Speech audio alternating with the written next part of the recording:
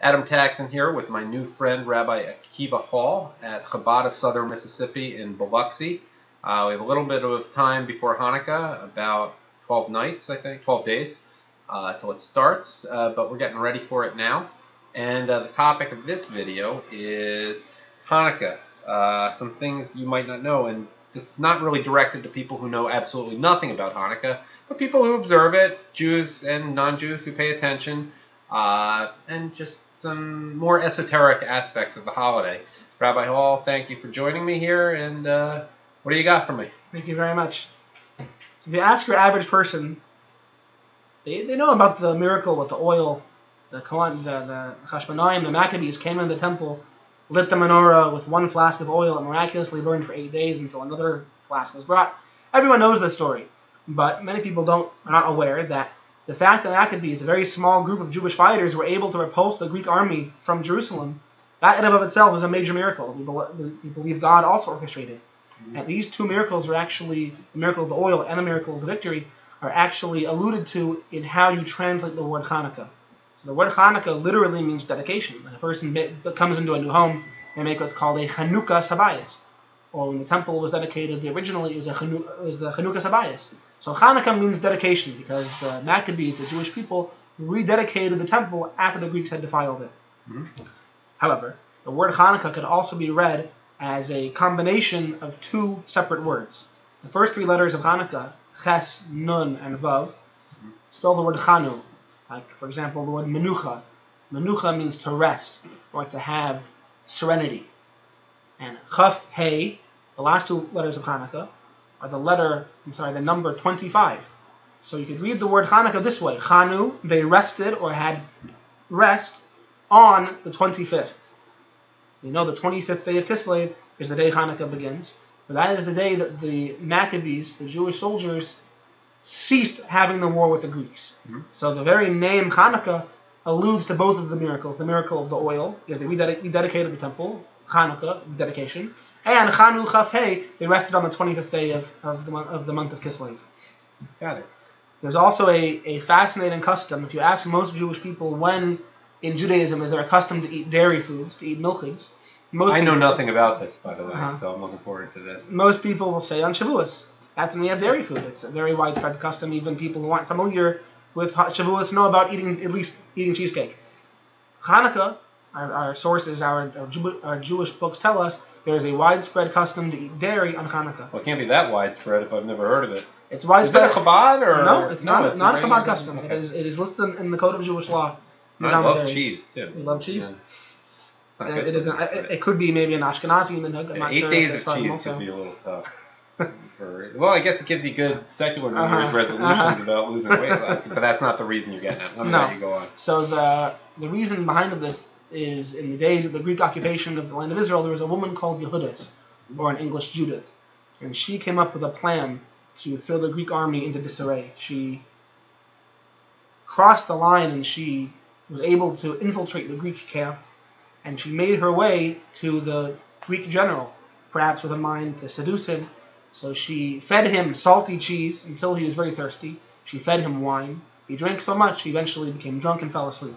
While he was sleeping, Yehudas proceeded to cut off his head. And when they were aware that this had happened, the Greek army was thrown into disarray. So because of her heroic act, it came about through the eating of dairy foods. Therefore, on Hanukkah, when we celebrate the victory against the Greeks, there is a custom, a minhag, to eat dairy foods as well. Interestingly, though, there's no real minhag or custom to drink a lot for Hanukkah, despite its role in there. It's not like Purim or Simchas Torah. Unlike Purim, that's correct. Yeah, but there's no, and Passover for that matter. I believe maybe because the miracle, or the heroic deed, cheese was what made him thirsty. Okay. And then wine made him fall asleep, but cheese was the progenitor of the action. In any case, there's another very interesting custom, which is not a custom. In fact, it's written in the Code of Jewish Law as a custom which we should treat very, very with a lot of importance. It says in the Code of Jewish Law that women have the custom that during the first half an hour the Hanukkah candles are lit, women take upon themselves not to do any labor, not to do any hard work. What exactly is considered work in this aspect is open to interpretation by some different sources, but there's an idea the first half an hour after the candles are lit, women should relax and take it easy. And the reason for this is because during the time of the Greek occupation of Israel, there was a decree before any Jewish woman would marry her husband, before their wedding night, she would have to spend the night with one of the Greek generals. Really? And she would lose her. That's like the thing in was it Braveheart or Rob Roy? Yeah. Yeah, Braveheart. Yeah.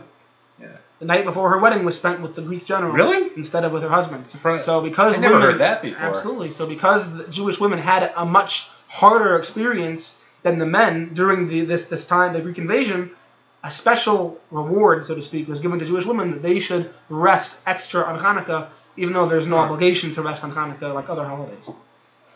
Based on what I know about the Greeks, would they really want the women? Or the men? Wouldn't they want the men before the wedding night? And by the way, no one ever talks about this. Can I mention this? Is part of the reason they were so disgusted with the Greeks the role of homosexuality in Greek culture? I'm sure, absolutely. Like, they wanted the boys to wrestle nude. I mean, that must... Pederasty is it's called, I'm sure. And the Jews were not keen on that. No. But no one ever talks about that with Hanukkah. Or do they at a higher level? Not with Hanukkah specifically, but the holiday of the day of Tisha B'Av, where we mourn the destruction of the Beis Hamikdash.